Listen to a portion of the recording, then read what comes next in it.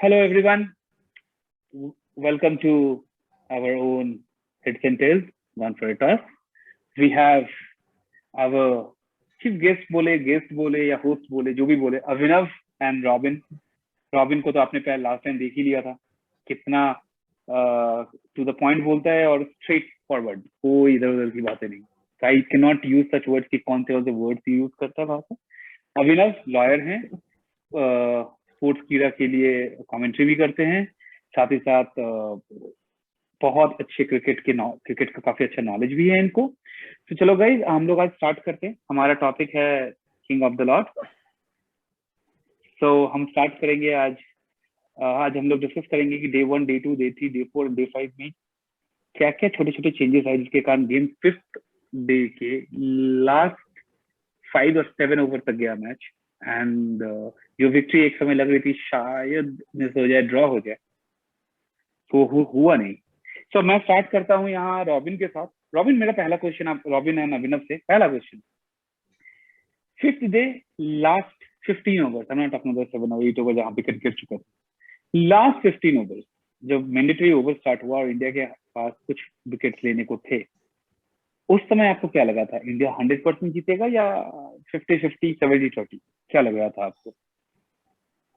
मेरे को तो जब शमी और बुमराह की पार्टनरशिप हुई थी उसके बाद से ही अंदर से लग रहा था कि हम 100% मैच जीत रहे हैं. So it was just about time for me, क्योंकि मेरे हिसाब से इंग्लैंड अंडर प्रेशर थी एंड जो अग्रेशन के साथ इंडियन टीम ने बॉलिंग की है और जो अग्रेशन था पूरी टीम का फील्ड पर, मुझे तो लग रहा था ये मैच हम जीतेंगे 100%. ड्रॉ का भी मैंने नहीं सोचा था. तो जो जैसा हुआ लास्ट के, जो कुछ थोड़ा सा मैच क्लोज चला गया था, मैंने इतना क्लोज नहीं सोचा था कि मैच जाएगा, बट वैसा कभी नहीं लगा था कि मैच ड्रॉ होगा या 50-50 मेरे हिसाब से. और मैंने तो ये सोचा था कि इंडिया आराम से मैच जीत जाएगी. तो जो हमने जीता भी, तो काफी अच्छा रहा वो.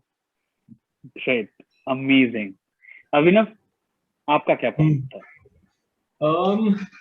मेरे को आई थिंक उस समय मैं ड्रॉ के लिए मुझे लग रहा था शायद ड्रॉ हो जाएगा, बिकॉज मैच फंस गया था बीच में एंड ऑल. तो मुझे लगा कि शायद draw, I mean somehow England शायद ड्रॉ के लिए स्ट्रेच आउट कर लेगा. बट वही है ना, आई मीन बस एक डिलीवरी, हर उस बैट्समैन के लिए एक वो डिलीवरी होती है जिसपे उसका नाम लिखा होता है कि उसपे उसकी विकेट जानी ही जानी है. और उस स्लोअर बॉल, उस बुमराह की around the wicket slower ball पे ऑली रॉबिन्सन की विकेट का वो नाम लिखा हुआ था उस डिलीवरी पे.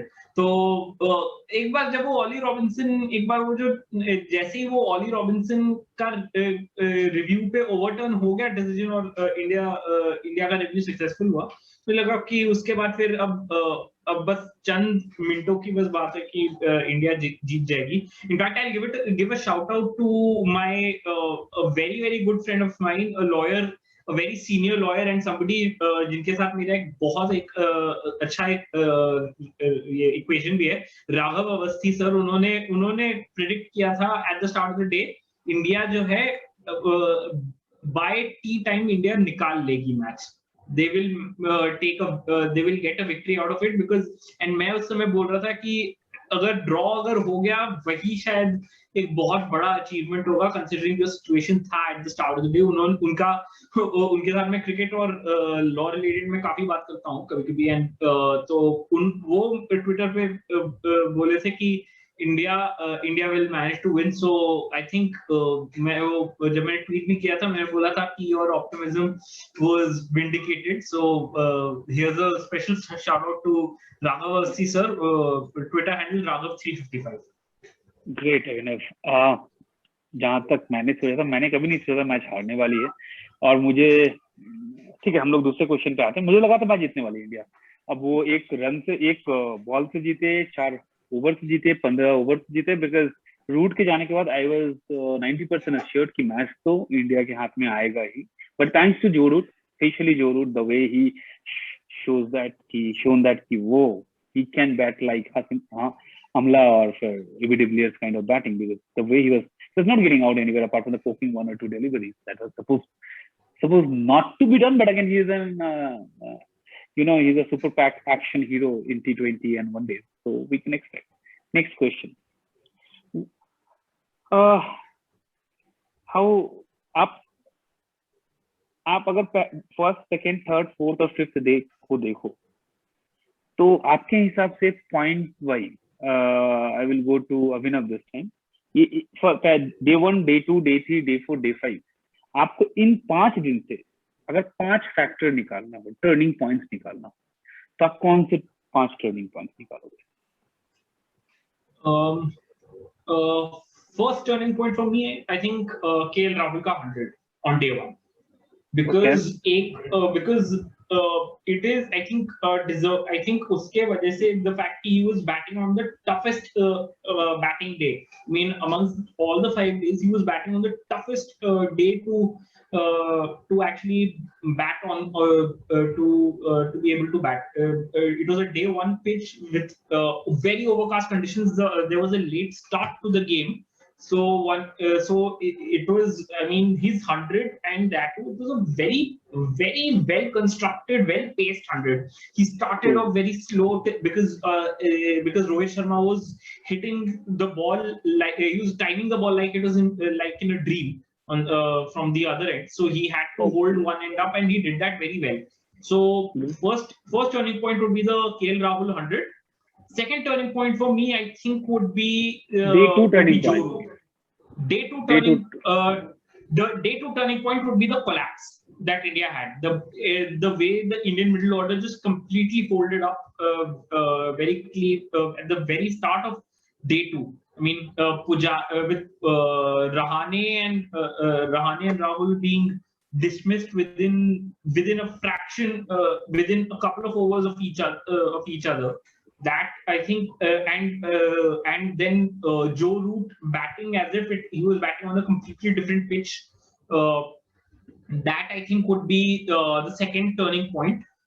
Third turning point would be, I think, Mohammad Siraj's spell in the first innings, because the way he started out, he was the only Indian fast bowler who was looking threatening on that pitch, because the others, Ishant Sharma was taking his time to settle into his rhythm. Jasprit Bumrah was not able to really take wickets out. Mohammad Shami was a little bit erratic, so it all fell on Mohammad Siraj to try and get the wickets out for India, and that is something that he was doing, that he did right through in that innings. He was whenever he was given the ball, he always looked like he would take. He was taking a wicket. He would be taking a wicket, and that is what happened. I mean, he picked up he in fact racked up the English top order in the first innings. So that would be turning point number 3. Turning point number 4 for me, I think, would be the partnership between Rahane and Pujara on day 4, because it came at a time when India had lost 3 wickets very, very quickly. And informed Rohit Sharma and KL Rahul were dismissed pretty cheaply, and Virat Kohli, just when it was looking like he was getting into his groove once again, he managed to the ghosts of that 2014 tour just revived once again, and he went out fishing for a cover drive and was caught behind. And then it fell on Rahane and Pujara to really dig themselves in and steady the ship. I remember I was doing the commentary for Sportskeeda on the second session of day 4, and their batting was very gritty, unspectacular, yet very, very effective. They just it was almost like they had dug their heels in, and they were batting as if they were with the intention that, come what may, over my dead body, we are not going to let the English bowlers get even a slight chance of a wicket.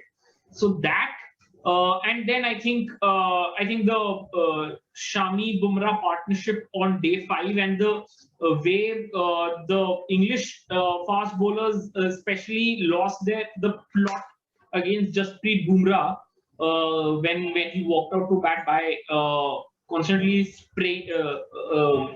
by subjecting him with that barrage of bouncers, and also a lot of verbals. That I think, and that just marked the complete turning point of this entire test match. It turned that partnership just turned the test match on its head, because after that India just went into lunch with so much momentum on their side that England really did not then from a point where England could have easily thought of winning the test Great. match. Absolutely great pointers of Abhinav. Amazing. 05 pointers are really good. Robin?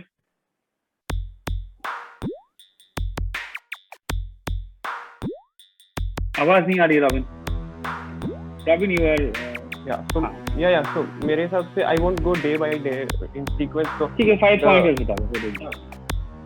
So the जो सबसे important था match के हिसाब से वो था जो chit chat हुआ था इंग्लैंड प्लेयर्स का एंड इंडियन प्लेयर्स के साथ. तो विराट ने कहा, we heard Virat on the stump mic that he said जब वो कवर ड्राइव मिस किया था तो Ollie Robinson laughed at him. So I think that was the major turning point, because जब आप ये इंडियन टीम के साथ कुछ वर्बली बात करते हो या कुछ करते हो, so they know how to give it back. So and उसके बाद जो डे 4 में बुमराह ने एंडरसन को ओवर डाला था, that was another crucial point of the game. You're gonna say like a jelly bean kind of series. This series is gonna to be a really amazing one. I think सारे लोग तलवार की धार पे खेलेंगे. अभी तो IPL की दोस्ती भूल जाओ उसको, तो मजा आने वाला है.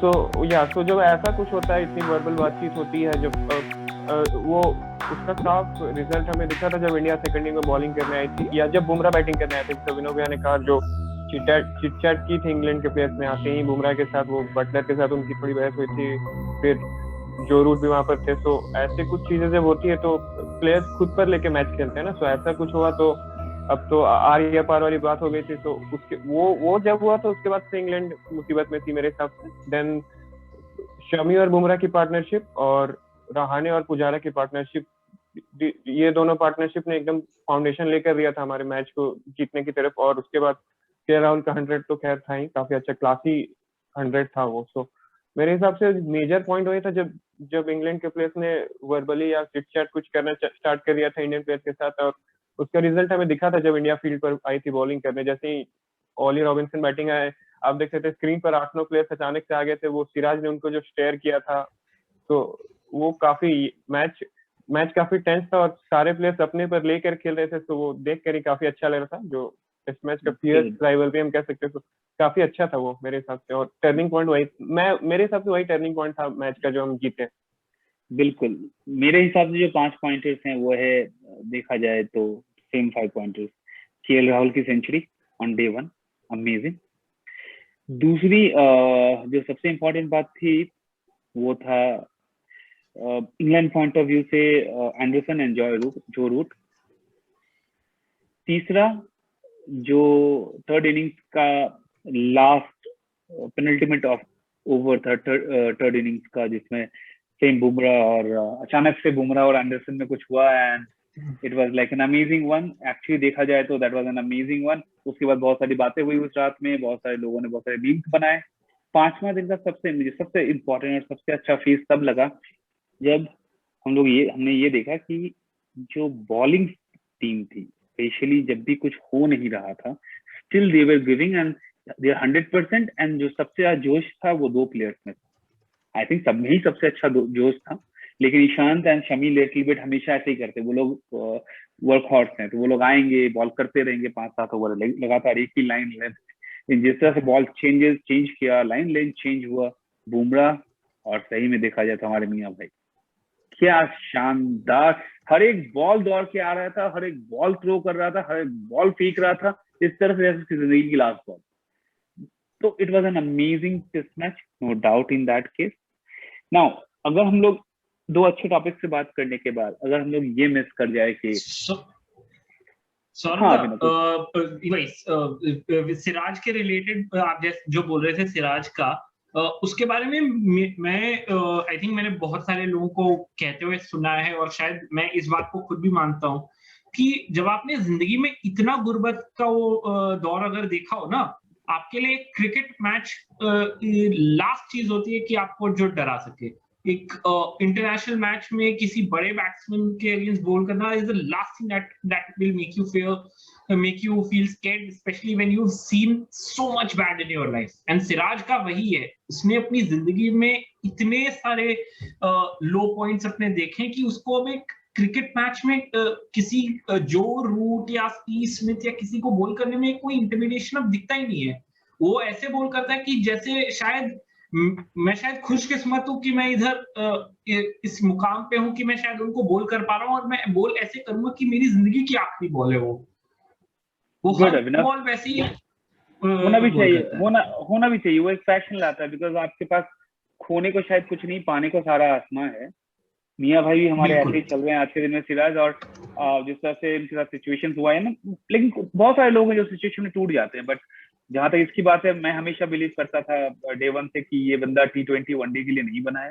हार्डकोर रेड शेडी का प्लेयर है, and he will do much better. इसका रिकॉर्ड्स भी ऐसे होते हैं।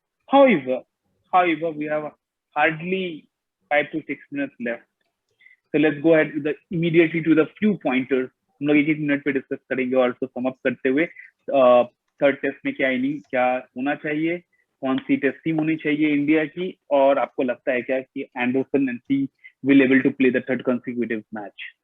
सो पहले बात कर ले छोटी छोटी चीजें, जैसे इंग्लिश मीडिया। फोर्थ डे में हमने काफी कुछ देखा, स्पेशली द थर्ड डे पे आई थिंक हम लोगों ने काफी कुछ सुना देखा, जहां हम लोग थर्ड या फोर्थ डे पे जब वो एंडरसन और उसमें फाइट हो रहा था, and they were talking about कि यार एंडरसन को इस तरह से बॉलिंग नहीं करनी चाहिए, एंडरसन टेलेंडर है, टेलेंडर को कोई बाउंसर नहीं देना चाहिए। मेरे हिसाब से कहाँ गए थे वो लोग जब शमी के लिए बोल रहे थे। तो quite obviously English media like जैसा करती है, they are like double face guy. अपने पे हुआ तो डॉट डॉट डॉट, और सामने पे हुआ तो चमत्कार करते हैं वो लोग, हमेशा ऐसा ही करते हैं। तो आपके हिसाब से क्या है ये जो हिपोक्रेसी हुई थी बीच में, जो तो रॉबिन क्या बोलना चाहोगे इस पर्टिकुलर हिपोक्रेसी के बारे में? 1 मिनट में आंसर देना है आपको। वो मेरे हिसाब से इंग्लिश मीडिया या फैंस का फ्रस्ट्रेशन था, जो भी था, क्योंकि जो रूट ने जो पहली इनिंग में बैटिंग की थी 180 मारे थे, उसके बाद इंग्लैंड हम कह सकते हैं कि एक अच्छे पोजीशन में था। वहां से जिस तरह से इंडिया ने मैच में कमबैक किया है, जो रहाणे पुजारा की पार्टनरशिप हुई, और उसके बाद शमी बुमराह की, वो काफी फ्रस्ट्रेटिंग रहा होगा उनके लिए। So that hurt Englishman a lot, right? Englishman got hurt from that a lot mentally, और जिस तरह से इंडियन टीम ने हैंडल किया, वो साफ पता चला था, काफी अच्छी तरह से हैंडल किया। जब आपको पता है कि आपके कैप्टन विराट कोहली इतना बड़ा प्लेयर आपको बैक कर रहा है, तो और हमने विराट कोहली को टीम हैंडल में भी देखा था, काफी पैशन थे वो। तो मुझे नहीं लगता कि प्लेयर्स ने काफी उतना कुछ सोचा होगा कि क्या मीडिया कह रहा है या कुछ। और जो आखिरी दिन जिस एग्रेशन के साथ टीम ने फील्डिंग या बॉलिंग की, वो काफी विराट कोहली मोल्ड वाला था। सो you're 1 minute पता चल रहा था कि विराट कोहली की टीम काफी अच्छी खेल रही थी। तो very good. Abhinav, your 1 minute start now. It's their basic nature. They love hype, like Robin just said. They love hyping up the most mediocre players and turn them into basically the next Ian Botham or the next Fred Truman or the next Bob Willis or something. They love hyping them up a lot. I mean, the most mediocre players will be hyped up to such a degree that it's nauseating at times, and basically a lot of them are boorish. Here I want to good point. ये English media नहीं, I think हर कोई करता है, क्योंकि specially Asian media को ज्यादा ही करता है। No, I get your point. I completely agree. यहाँ हाइप से कहीं बात उस फाइट की हो रही है, जहाँ लोगों ने इस चीज को बोला ये गलत है, ये नहीं कि वो कहाँ हिपोक्रेसी उनकी inherent hypocrisy है. That is an inherent hypocrisy, especially the media based in England, and you can't do much about it. They are, I mean, a lot of it is inbred because of their supposed thought of being the moral guardians of the game. So a lot of it emerges from that. So there's nothing you can do about it. They will always scream and shout like this only. And जैसे Robin ने बोला, I mean, it was evident. तो I think before India went into field, Virat Kohli ने बोला भी था कि make the 60 overs hell for England. उसने एकदम, it was caught on stump mic that you make these 60 overs hell for them. And उसने ये भी बोला था कि अगर कोई मुझे उनके तरफ एक बार हंसते हुए भी दिख गया ना, मैं उसको मैं ड्रेसिंग रूम में मैं उसकी मैं लगाऊंगा। चलो दैट तो तो इट वाज वेरी क्लियर, वो तो खैर वो वेरी क्लियर था कि इट वाज इंडिया वो was in with walked out to field after declaring with a mood to kill the. चलो एंड जैसे केएल राहुल ने बोला था, अगर तुम हम हमारे एक पे अगर तुम चढ़ोगे, हम पूरी 11 तुम पर चढ़ने वाली है। उसने चलो वो ये एकदम सब जो बोला, दैट ये वाज वेरी वेरी एविडेंट। ये आई थिंक मेरे हिसाब से उसने सिर्फ एंड सिर्फ उसके हिसाब से उसका सिर्फ ये कहना था केएल राहुल का कि अगर अब एक पे आओगे तो मेरी सारी टीम उत्पन्न, हम सारी टीम एक हैं और हम पूरी टीम बन के आएंगे आपके ऊपर। इस डजंट मीन टू से कि हम आपको ये कर देंगे, ऐसा नहीं है। क्योंकि जहां तक हमें पता है KL Rahul, Virat Kohli and all, they are very smart guys. Even the Joe Root जिस तरह से शोल्डर उसका डाउन था, and I am feeling that it is not going to be a good series for England. अगर it will be really bad. चलो next section पे, the last section जो बहुत इंपॉर्टेंट सेक्शन है, थर्ड टेस्ट। आपकी Indian team और England team. England team में मतलब मेरा इंग्लैंड टीम का बोलने का मतलब ये नहीं कि कौन से 11 करो, बिकॉज शायद वो किसी भी प्लेयर को ले ले, 100 चल रहे हैं उनमें जो अच्छा मार रहा है, प्लस शायद मलान को ले आए, शायद वो किसी और जेसन रॉय को ले आए जो कि अच्छा कर रहे हैं अभी 300। ठीक है, लेकिन मैं बात करना चाहूंगा स्पेशली बॉलर्स की। सैम करन फेल हो गया, एंडरसन अच्छा कर रहे हैं, बट लगातार 3 टेस्ट मैच खेल पाएंगे कि नहीं, क्योंकि आने वाले दिनों में एशेस है और he is 40, he is approaching to 40 very soon. So England की बॉलिंग चेंज होगी, अगर चेंज होगी तो इम्पैक्ट क्या होगा, और इंडिया की लाइन क्या होगी थर्ड टेस्ट के लिए। I am going ahead with Robin, only 2 minutes you have. Abhinav, it's only a 2-minute section and then we'll wind up this. तो मेरे हिसाब से अगर सारे प्लेयर्स फिट हैं, ईशांत और शमी, बुमराह सब फिट है, तो सेम टीम। काफी अश्विन के लिए चैट हुई है कि अश्विन टीम में चाहिए, आना चाहिए, काफी कंट्रोवर्सी, बट मेरे हिसाब से अभी टीम जीत रही है, कोई वैसा कोई मतलब नहीं बनता चेंज करने का। अगर ईशांत शर्मा फिट नहीं है तो अगर शार्दुल फिट है तो शार्दुल उनकी जगह, नहीं तो तब फिर आप अश्विन की तरफ देख सकते हो मेरे हिसाब से। और इंग्लैंड की तरफ से मेरे हिसाब से क्रिस वोक्स आने चाहिए अंदर, सैम करन या मोइन अली किसी एक की जगह, क्योंकि बाकी तो वैसा, और जैक क्रॉली आने चाहिए हसीब हमीद की जगह। हमीद मुझे पता है अच्छा खेले, अभी डोमेस्टिक में काफी अच्छे रन करके आए, पर जैक क्रॉली उतने खराब नहीं लग रहे थे, वो काफी अच्छे दिख रहे थे क्रीज पर, तो उनको मौका देना चाहिए मेरे हिसाब से।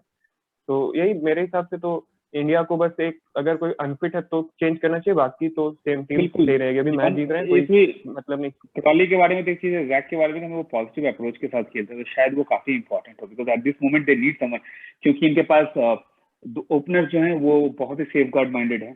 अगर हाशिम हमीद आता है पहले थर्ड नंबर पे, तो हमीद भी बहुत ज्यादा ही सेफ माइंडेड है, बहुत ज्यादा ही सेफ गार्ड के साथ खेलता है।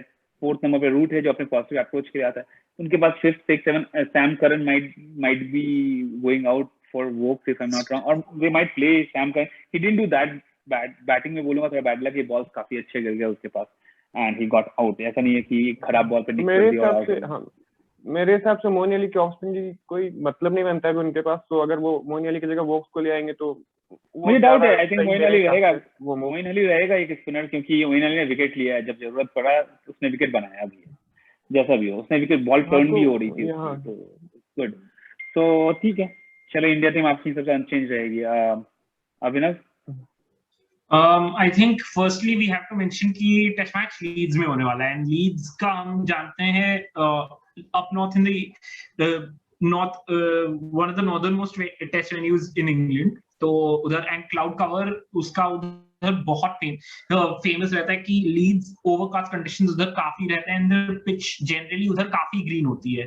तो फिर I do not see India really making a change in their bowling. I think Ashwin को आई थिंक फिर नहीं चांस मिलने वाला है, because I think they've seen the benefits of going in with 4 pacers, and thus benefit उससे मिलता है कि you have all your pacers fresh and raring to go.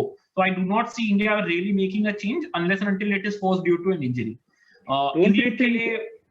Don't you think Abhinav कि अगर ग्रीन पिच है, overcast conditions है, 5th day तक match जाने के चांसेस अगर होंगे, क्योंकि आज के दिन में सारे मैचेस 5th डे जा रहे हैं, so don't you think that कि ग्रीन पिचेस पे 3 पेसर्स ज्यादा अच्छा कर सकते हैं? देखिए ये लॉर्ड वाला काफी फ्लैट था, काफी क्लाउड बेस्ड मोमेंट पे ही जाके बॉल स्विंग होती थी, बॉल भी स्विंग नहीं हो रहा था, रिवर्स नहीं हो रहा था।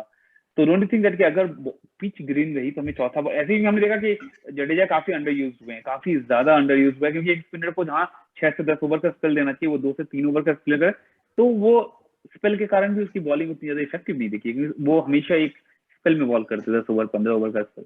तो एक स्पिनर को अगर उस तरह का स्पेल नहीं दोगे तो कोई ना कोई बॉलर अंडर बॉल होगा। और पेसर में ठीक है 3-4 over, but again don't you think exactly our right now we got to know our 3 pace bowlers, Mohammed Shami या फिर शमी ईशान कर लो, शमी कर लो, जो भी, Mohammed Shami, Bumrah and Siraj the top 3 pacer. And if you are playing with Ashwin and Jadeja, अगर बॉल थोड़ा सा भी टर्न होता है या फिर क्योंकि उनके पास रूट को छोड़ के ज्यादातर कोई है नहीं जो कि स्पिन अच्छा खेल सके, ये भी देखने वाली बात है। पेसर को खेल भी लेते हैं, स्पिनर नहीं खेल पाते हैं। तो ठीक है, पॉइंट तो है, आई मीन पॉइंट है आपका, बट वही है कि अब अगर निकालोगे तो किसको निकालोगे? ठीक है, we have to finish very fast because we are running out of time. England के लिए one, I think Chris Woakes is definitely coming in. That's guaranteed. वो I think maybe Ollie Robinson या किसी के लिए Ollie Pope. I think if Ollie Pope is fit, I think Ollie Pope is going to be included. I think या तो हसीब हमीद या शायद Dom Sibley के ऊपर में से कोई एक जाएगा। फिर हो सकता है कि हमीद आ जाएगा ऊपर। आई थिंक हाँ, अगर सिबली को ही अगर वो लोग ड्रॉप करेंगे तो फिर Haseeb Hameed will go up to open the innings, and I think फिर वो लोग ऑली पोप को ट्राई करेंगे एट नंबर 3 या फिर जॉनी बेस्टो को शायद ट्राई कर सकते हैं। And I do not see really उनके पास ऑप्शंस उतने कोई है नहीं। Spinners I don't think Jack Leach को लोग देंगे चांस देंगे बिकॉज ऋषभ पंत सडनली उसको वैसे ही बॉल्डिंग स्पिनर्स के साथ एक काफी फैसिनेशन वैसे ही है वो, तो फिर इसलिए I do not see them really giving a chance to Jack Leach. So I think Anderson might be changed. I might get a off for the third test. नहीं, I think considering series अब it's kind of on the line, and ये अभी उस मुकाम पे series की England अगर ये टेस्ट मैच अगर ड्रॉ करती है या फिर हार जाती, अगर ड्रॉ होता है या हारती है तो फिर सीरीज बात खत्म हो जाएगी उधर। इसलिए फिर आई थिंक एंडरसन को ये लोग एक और टेस्ट मैच करेंगे ही। वुड अनफिट अगर है तो फिर शायद वुड या फिर रॉबिन्सन में से कोई एक बाहर बैठेगा क्रिस वोक्स के लिए। Thank you so much Abhinav, thank you so much Robin for your time. I must appreciate one thing that you guys were so neutral and especially Abhinav, I think थोड़ा सा बायस कि तुम हो India के लिए, तो मुझे पता है कोई बातें होना भी चाहिए। आफ्टर ऑल हमें भी तो कोई चाहिए जो इंडिया के लिए बात कर सके और इंग्लैंड की बंदों को अच्छे से जवाब दे सके। तुम्हारे ट्वीट भी तो ऐसा ही काम करते हैं, that I really appreciate that. And Robin तो खैर सुबह से ही खोजे जा रहा है कि कौन कौन ऐसे लोग जो ऐसे ट्वीट कर रहे हैं आजकल, isn't it Robin? So thank you so much Robin, thank you so much Abhinav for your time. I really appreciate your time. I really thankful to the entire team.